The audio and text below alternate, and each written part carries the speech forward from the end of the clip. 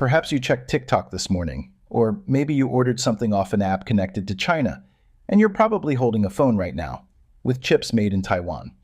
Every single one of those things could disappear, or fundamentally change, because of a technology war that's happening right now between the United States and China. I'm Professor Mark Grabowski, and in this video we're going to analyze the US-China tech war that's reshaping the world right now and your future along with it. I'm not exaggerating when I say this matters to you personally. In January 2025, TikTok actually went dark. Just gone. Users across the country couldn't access it for about 12 hours because of a legal battle over whether its Chinese parent company, ByteDance, posed a national security threat. And that's just the tip of the iceberg in what some experts are calling the defining issue of the 21st century. The country that wins this tech race gets to set the rules for how technology works globally, what digital rights look like, and what freedoms billions of people will have online. We're talking about who gets to define what privacy means, what free speech looks like online, and how artificial intelligence gets developed and deployed. This isn't about some distant future. This is about your lives right now. Let me give you some quick history. Back in 2001, the United States supported China joining the World Trade Organization, thinking everyone would benefit from trade. China's economy exploded. But over time, American officials accused China of forcing technology transfers, stealing intellectual property, and pouring government money into their companies, while U.S. tech companies faced censorship and bans in China. So you had the situation where China played by one set of rules at home, while benefiting from completely different rules abroad. Fast forward to 2025, and U.S. President Donald Trump is back with an aggressive approach to China. The administration declared a national emergency over fentanyl, which gave the president expanded powers to impose sanctions on tech companies without going through Congress. But the real battle is over semiconductors. These tiny chips go into everything: your phone, your car, military weapons. They're incredibly difficult to make, and the United States has been blocking China from getting access to advanced chip-making technology. Companies like NVIDIA can't sell certain chips to Chinese firms without a license. This cost NVIDIA billions, and it's not just us. Japan and the Netherlands joined in too. Here's where Taiwan enters the picture, and this is where things get genuinely scary. Taiwan is home to TSMC, which makes the majority of the world's most advanced chips.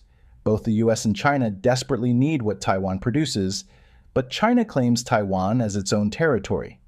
So the island at the center of the global tech supply chain is also a potential military flashpoint. A conflict there wouldn't just be a regional war. It would devastate the global economy.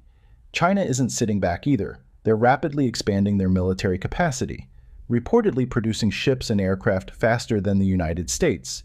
And here's where the stakes escalated dramatically. In October 2025, China announced sweeping export controls on rare earth minerals, which are essential components for electronics and military systems, and which China produces about 70% of globally. It was a power move, and it worked. Trump and Xi Jinping met in South Korea at the end of October. The US had to make concessions to get China to pause those rare earth restrictions for 1 year. Trump reduced tariffs and called the meeting a 12 out of 10, but many analysts saw it differently. They saw China getting the upper hand in negotiations, using its control over critical materials as leverage. This competition extends far beyond military technology. The US has imposed tariffs on Chinese electric vehicles, partly to protect American automakers, but also because China has surged ahead in clean energy technology. Now let's talk about something that hits even closer to home.